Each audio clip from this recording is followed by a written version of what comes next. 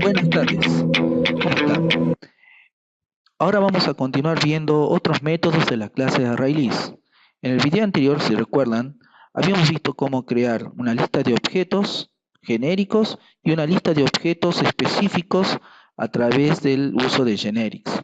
Además, habíamos visto cómo agregar elementos a esa lista y cómo obtenerlas mediante el método get, ¿sí? No está mal que hagamos un repaso de lo anterior, ¿sí? Tenemos dos clases, en este caso la clase libro con 3 atributos, ¿sí? Y sus respectivos métodos accesores, ¿sí? A esta altura deberíamos tener en cuenta que si no entendemos a qué nos referimos cuando hablamos de atributos y métodos accesores, hay que empezar a realizar un repaso importante de los contenidos de los videos previos. Acá tenemos otra clase, la clase estantería, con 3 atributos, que en este caso no poseen métodos accesores. Si nosotros hacemos la combinación de al insert, ¿sí? Las teclas del insert nos van a permitir generar esta lista desplegable, y de esa manera nosotros podemos generar los métodos accesores de los 3 atributos, ¿sí? También podríamos hacer que tanto la clase estantería, si hacemos control barra espaciadora, podríamos hacer que aparezca su constructor por defecto y su constructor parametrizado para cada uno de los atributos. Bien, la idea es utilizar la clase prueba list con generics, ¿sí? Para recordar cómo hacíamos para crear la lista de objetos y agregar elementos a esa lista, ¿sí? Para ello vamos a utilizar el método main, que también lo podemos obtener si hacemos control barra espaciadora y seleccionamos esta opción que nos dice que va a insertar el método main, que vamos a utilizar obviamente para agregar elementos a nuestra lista, ¿sí? La palabra list la importamos del paquete Java útil, ¿sí? Y de esa manera entonces nosotros ponemos el nombre a esa lista y debemos crearla a partir del uso del operador new y utilizar un constructor, ¿sí? De una clase que implemente esta interfaz. De esta manera hemos creado la lista, tal cual como lo hicimos en el video anterior. Otra forma de hacerlo sería utilizar directamente la implementación, ¿sí? Como por ejemplo ArrayList. Vamos. Si nosotros queríamos agregar elementos a la lista, simplemente teníamos que invocar el método add. Lo que va a suceder es que se va a agregar un objeto del tipo wrapper integer, ¿sí? En nuestra lista, porque la lista solamente puede recibir objetos, no puede recibir primitivos. Entonces lo que hace este valor literal 1 es convertirlo, ¿sí? En un valor para un objeto de tipo integer, ¿sí? Y lista nos permite a nosotros agregar cualquier tipo de objeto, por ejemplo, libro, ¿sí? En este caso, lo vamos a pasar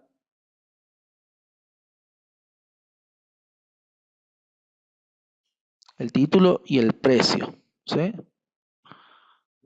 Podemos agregar cualquier tipo de elemento, ¿sí?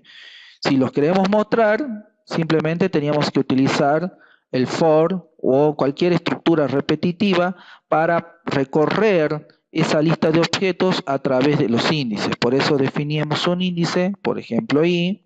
Ese índice iba a ser comparado en cada iteración con respecto al tamaño de la lista, ¿sí? Que en este caso hay que entender que size hace referencia al tamaño de la cantidad de elementos que tiene la lista, que en este caso son 2, ¿sí? Y de esta manera, usando los operadores unarios, ¿sí? En este caso, incrementamos el índice. Y nosotros simplemente teníamos que obtener el elemento de esta lista, ¿sí? Y de esa manera mostrarlo. Esto lo podíamos hacer de varias maneras. Por ejemplo, podíamos definir un object, ¿sí? Elemento, o de lista, ¿sí? Y entonces nosotros simplemente hacíamos lista y invocábamos el método get con el índice indicado y entonces Object va a tener en cada iteración el elemento que está en esa posición indicada por el índice. Y entonces nosotros simplemente, por ejemplo, podríamos mostrar ese elemento, ¿sí? Si lo ejecutamos, fíjense que a nosotros nos da que nos va a mostrar,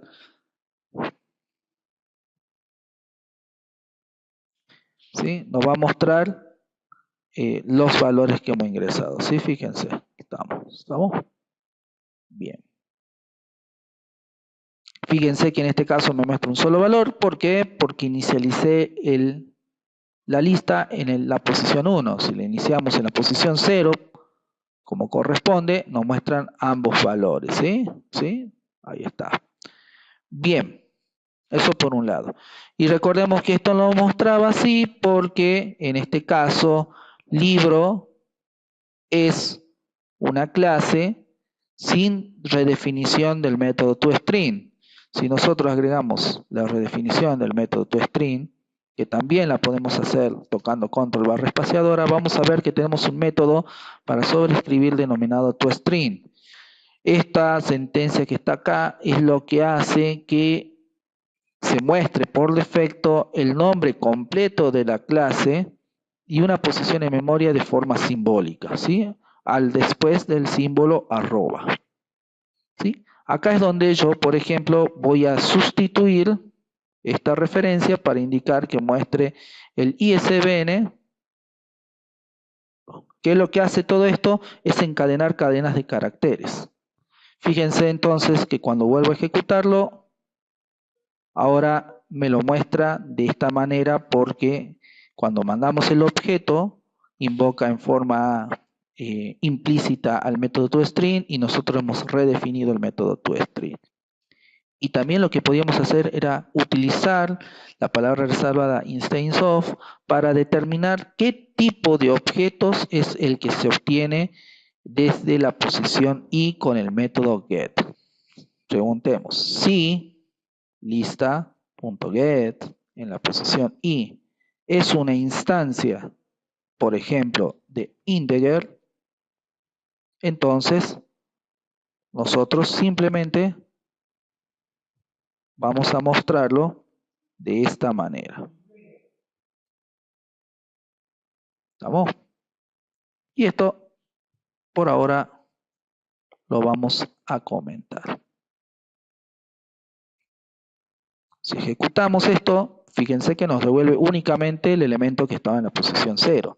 Pongamos que comparamos si el elemento obtenido es en realidad una instancia de la clase libro, entonces al ejecutarlo nos muestra el elemento en la posición 1. Bien.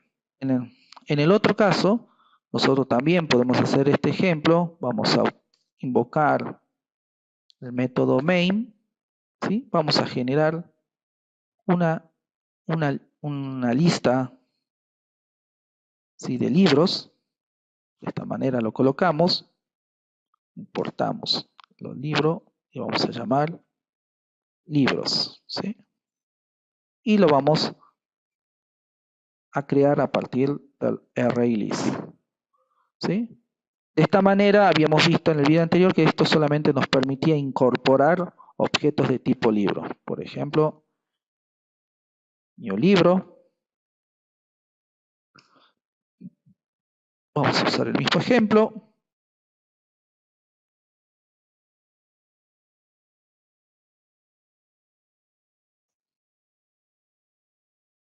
Ok, ¿sí? O podríamos definir el libro previamente.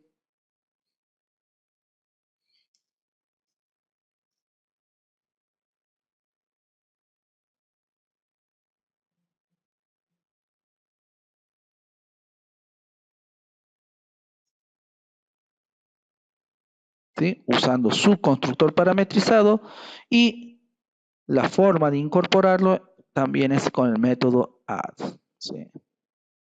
Entonces, para recorrerlo, ¿sí?, nosotros podemos utilizar el for mejorado, el for each, incorporado en Java 5, ¿sí?, el cual nos permite hacer algo como esto, ¿sí?, indicar que a cada elemento de la lista de libros lo vamos a almacenar en una variable L, ¿sí? Que también es del tipo libros, ¿sí? Y entonces el método get se hace en forma automática al igual que la iteración. Y entonces simplemente yo podría poner esto. De tal manera que cuando lo ejecutamos se muestran en este caso todos los objetos de esa lista. Bien, eso es lo que habíamos visto en el video anterior, ¿sí? Cómo agregar objetos a una lista que previamente debe haber sido creado usando alguno de los constructores, ¿sí? Y también habíamos visto cómo obtener un elemento, ¿sí? De esa lista. Ahora vamos a ver cómo que podemos eliminar todos los elementos de esa lista, ¿sí? Que se hace a través del método clear. Supongamos que nosotros ahora queremos borrar todos los elementos de esa lista, es decir, limpiarla. Simplemente tenemos que decir libros.clear, ¿sí? Y esto remueve todos los elementos. Hemos agregado dos elementos, después limpiamos la lista e intentamos mostrar los elementos de esa lista y no va a mostrar nada porque la lista ha sido limpiada, ¿sí? Otra cosa que podemos preguntar es si la lista está vacía, ¿sí? ¿Sí? Es que eso se obtiene a través del método isEmpty. Podemos preguntar algo así. Si libros.isEmpty, entonces vamos a poner un mensaje que diga la lista está vacía. Si no, la lista tiene, vamos a poner así, libros size elementos, ¿sí? Fíjense, si lo ejecutamos, fíjense que nos va a decir que la lista está vacía, lo cual es coherente porque hemos agregado dos elementos a la lista de libros, ¿sí? Pero la hemos limpiado. Por lo tanto, no muestra ninguno de esos libros. Preguntamos si la lista de libros está vacía, esto va a devolver true y por eso se va a ejecutar esta porción de código que nos dice que la lista está vacía, ¿sí? Ahora yo voy a comentar esta parte, la vamos a ejecutar, ¿sí?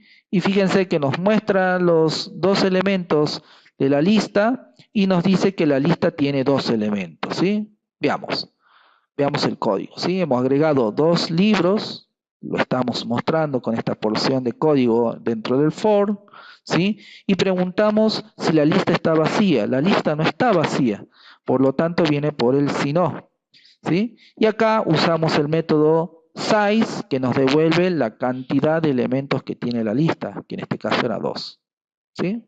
Volviendo a nuestra presentación, ¿sí? Vemos que también podemos remover, ¿sí? Ciertos elementos de una lista mediante el método remove. El método remove puede ser usado de dos maneras diferentes. Por un lado, le pasamos el índice que indica la posición del objeto que queremos remover, o podemos pasar directamente el objeto que nosotros queremos remover. Veamos cómo sería esto. Supongamos que yo quiero decir libros remove y le voy a pasar 1, ¿sí? Entonces, vamos a hacer lo siguiente. Vamos a ponerle de nuevo esto acá, ¿sí? Elementos de la lista luego de remover. Vamos a poner un título, ¿sí? Y nos va a mostrar entonces los elementos, ¿sí? Veamos qué sucede. Run file. Fíjense, primero nos agregó los dos elementos, los hemos mostrado, hemos indicado un mensaje que nos dice la cantidad de elementos que tiene, luego ponemos este mensaje de la línea 38 que dice elementos de la lista luego de remover y fíjense que solamente nos muestra el primer elemento porque lo hemos removido, ¿sí? ¿Qué sucedería si yo intento eliminar un elemento en una posición que no existe? ¿Sí? Si el tamaño de nuestros libros es 2, ¿sí? Y yo quiero eliminar el elemento en la posición 3, ¿sí? o en la misma posición 2, por ejemplo, estaría haciendo referencia al tercer elemento de la lista, el cual no existe. Veamos qué sucede si hacemos eso. Fíjense que nos tira una excepción, ¿sí? Index out o found exception, que nos dice que estamos intentando remover un elemento, ¿sí? De una posición que no existe dentro de nuestra lista. ¿Estamos de acuerdo? ¿Sí? También podríamos haber intentado eliminar el objeto así. ¿Sí? Que busque el objeto un libro y que lo elimine de la lista y a ver si lo elimina, digamos. ¿Sí? Veamos. Ejecutamos. Nos muestra, fíjense que nos muestran los dos objetos, ¿sí? Que hemos agregado. Acá, estos dos objetos que hemos agregado. Nos muestra que el tamaño de la lista es 2. Después removemos el objeto un libro que lo habíamos agregado en segunda posición, ¿se acuerdan? Al mostrarlo solamente nos muestra el primer elemento. De esa manera funciona el remove. ¿Vamos? Fíjense qué pasa acá volviendo al add, ¿sí? Fíjense qué pasa si yo también quiero agregar un objeto, por ejemplo, en la posición 3. ¿Sí? 3, ¿sí? Un libro. Es decir, quiero agregar el mismo libro, pero en la posición 3. ¿Sí? Si yo ejecuto esto, fíjense que me tira un error, también del mismo tipo. ¿Sí? Esto se debe a que la lista va redimensionándose a medida que voy agregando elementos. En el primer add se agregó en la posición 0. El segundo elemento se agregó en la posición 1. Por ello, esto no lo puedo hacer porque acá correspondería que ponga 2. Si yo, por ejemplo, pongo 2, ¿sí? Y ejecuto, fíjense que no me tira error. No me tira error porque estoy agregándolo en la siguiente posición. Fíjense que ahora yo voy a hacer algo así. Libros, add, y voy a poner en la posición 1, ¿sí? Voy a agregar otro libro. New libro, que va a ser el libro en la posición número 4, título 4, con un precio de 400. Fíjense que si yo ejecuto esto, no me tira error, ¿sí? Es decir, el método add con índice podemos usarlo cuando este índice es menor que el tamaño de la lista en ese momento. Veamos el remove en el caso de una lista sin limitar el tipo de datos, ¿sí? En este ejemplo, ¿sí? Nosotros vamos a eliminar el objeto cuando sea una instancia de libro. Lista 1, punto, remove en ese índice. Y bueno, después de que lo eliminamos, simplemente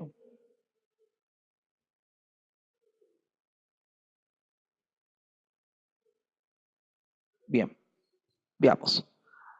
Creo, lo voy a eliminar un momentito, ¿sí? Supreme, creamos una lista 1, agregamos un objeto, agregamos otro objeto, ¿sí? Si el objeto, recorremos esa lista, si el elemento de esa lista es un libro, lo removemos de esa posición y luego mostramos, ¿sí? Cómo nos quedó la lista al final, ¿sí? Vamos a ejecutarlo y fíjense que esto únicamente nos devuelve el 1, ¿sí? O sea que también podemos utilizarlo de esa manera. A partir de Java 8 nosotros también contamos con el método removeIf, que nos permite eliminar un elemento de la lista en base a una condición. ¿Sí? Vamos a ver, acá hay un ejemplo. Acá asume que hemos agregado 3 libros a la lista de libros y lo que hacemos es colocamos el método removeIf, ¿sí? En donde decimos que cada elemento de esa lista se va a almacenar en una variable lib y preguntamos si el autor de ese libro es igual, por ejemplo, a este valor. Si es igual, lo que hace es removerlo de esa lista. Fíjense que de esta manera, usando la expresión lambda, que es una de las características que incorporó Java 8, es que podemos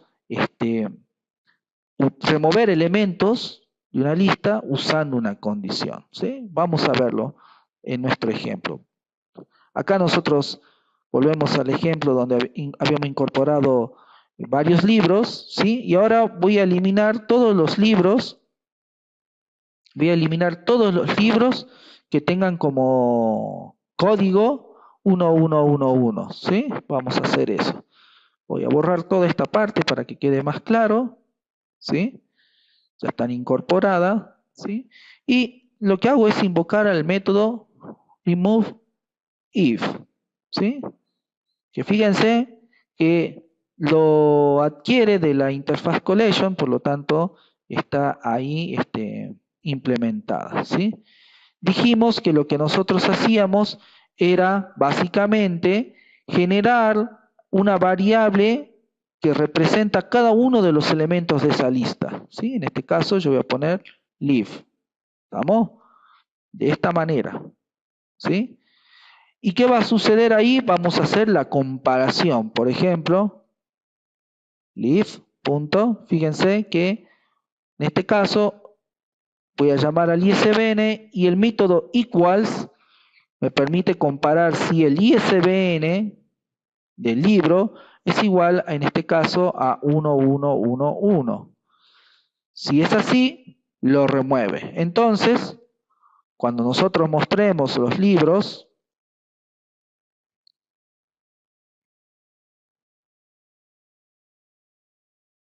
veamos qué nos queda. Como resultado, fíjense que como resultado lo que nos muestra son aquellos libros cuyo ISBN no es 111, ¿sí? Fíjense que si acá yo hubiera puesto 222, ¿sí? Acá lo que no hubiera hecho en este caso es no eliminar ninguno, porque nos faltaría un 2 más, y ahora si lo ejecutamos, sí, nos muestra solamente 2 libros que son los que no coinciden con ese ISBN. Y también tenemos otra forma de recorrer el array list, que es a través de los iteradores, ¿sí? Esta forma también se utiliza mucho cuando queremos eliminar elementos de una lista y no podemos utilizar el for mejorado, ¿sí? Fíjense, esto lo voy a comentar, ¿sí? Fíjense qué pasa si yo intento hacer algo como esto. Si L get ISBN es igual a 111, ¿sí? Lo que yo voy a hacer es hacer remove L, ¿sí? Vamos a suprimirlo, ¿sí? Fíjense que si yo intento ejecutar esto, me tira un error. ¿Por qué? Porque no puedo eliminar elementos, ¿sí? Cuando utilizo el for each mejorado, ¿sí? El for mejorado de esta manera. Ante situaciones como esta, nosotros podemos usar un iterador externo, que básicamente lo que hace es generar una lista recorrible en forma automática. Entonces, en esa lista que se recorre en forma automática, nosotros establecemos el mecanismo de comparación por el cual tendríamos el criterio para eliminar un objeto, ¿sí? Vamos a llamar iterator y lo vamos a generar a partir, en este caso, ¿sí? A partir de la lista, ¿sí? Para el iterador nosotros podemos utilizar, por ejemplo, el método while para invocar el método hashnet del iterador. Este método nos va a devolver verdadero si todavía hay elementos dentro de la lista que no han sido, a las cuales no han sido apuntadas a medida que nosotros recorremos las listas, ¿sí? O sea, si tiene 10 elementos y nosotros hemos recorrido la lista hasta el tercer elemento, este hashName todavía nos va a dar verdadero porque quedan 7 elementos todavía, ¿sí? Bien, una vez que nosotros recorremos, simplemente, ahora sí nosotros podríamos hacer algo como esto, por ejemplo. Libro L va a ser igual al iterador punto next, que nos devuelve un objeto, ¿sí? El cual lo tenemos que castear, en este caso, al libro, ¿sí? El término castear nos hace referencia a que nosotros convertimos un objeto a otro objeto, ¿sí? En este caso, el elemento que obtengo al invocar el método next del iterador, lo convierto al libro.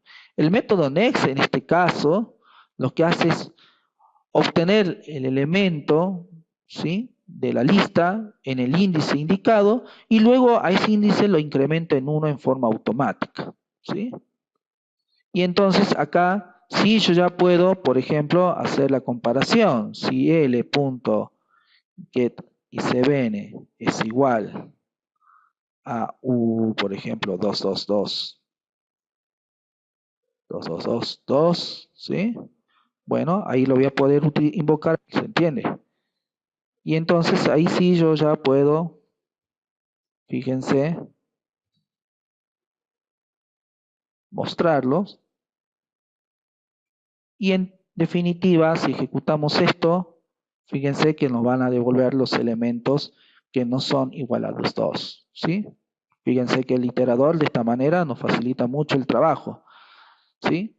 Quizás a partir del uso de Java 8, ¿sí?, sería más conveniente usar el remove if, pero si no contamos con esa versión, podemos utilizar el iterador. También, si nosotros hubiéramos utilizado un iterador de tipo libro, ¿sí? Así. De esta manera, el iterador no hubiéramos necesitado castear nuestro objeto, ¿sí? Y esto hubiera funcionado de la misma manera, ¿sí? Bien. Aún tenemos otra forma de recorrer el array list, ¿sí? En Java 8 se incorporó en la interfaz iterable, ¿sí?, el método forEach, ¿sí? Este método utiliza la expresión lambda para realizar el recorrido de la lista, ¿sí? Es más rápido, legible y de fácil uso que todos los anteriores, pero no da un control sobre el índice y resulta complejo cuando se desea realizar varias acciones de recorrido. Es decir, si nosotros lo único que queremos hacer, por ejemplo, es recorrer la lista de libros para mostrar el objeto, podemos usar un forEach.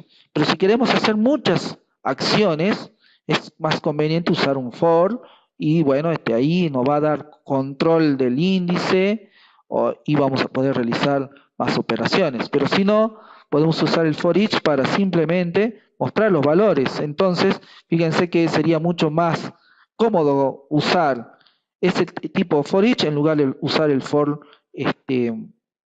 mejorado, ¿sí? Simplemente tenemos que invocar al método forEach, ¿sí?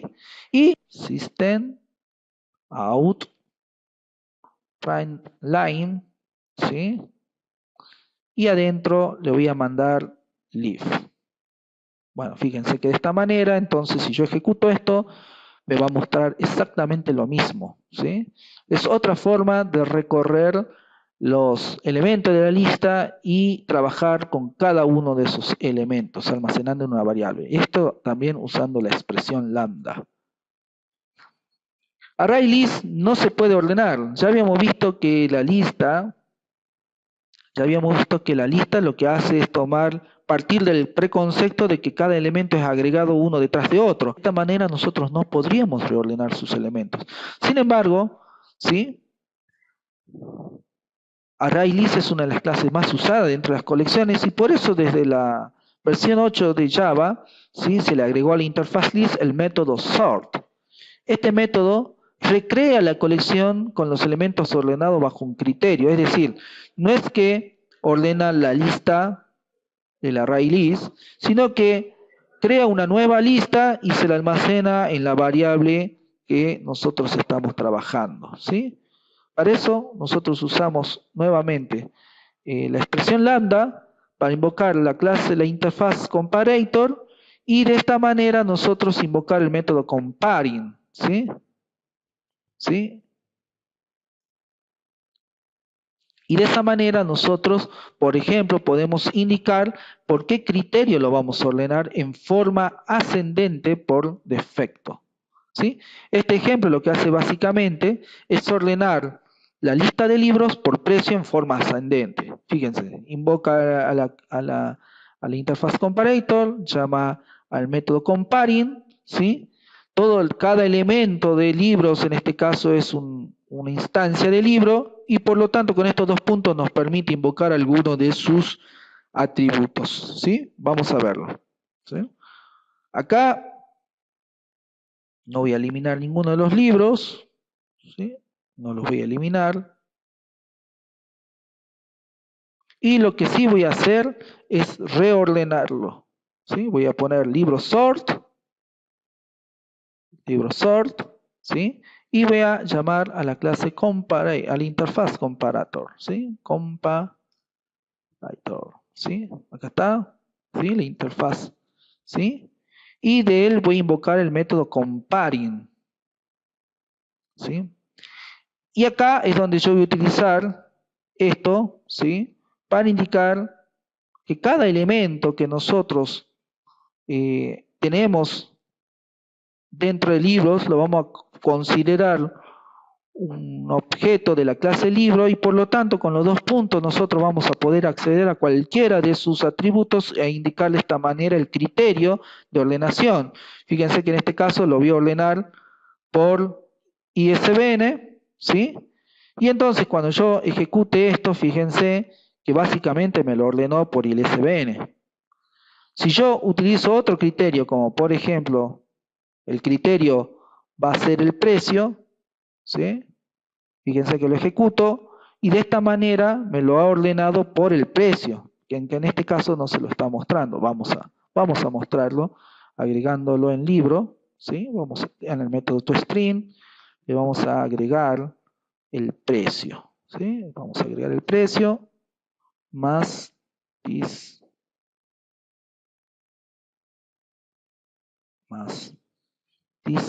precio.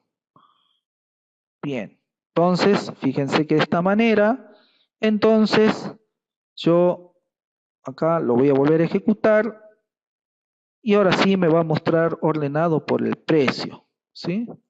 También nosotros podríamos establecer otros mecanismos de comparación para ordenar bajo otro criterio nuestra lista, ¿sí?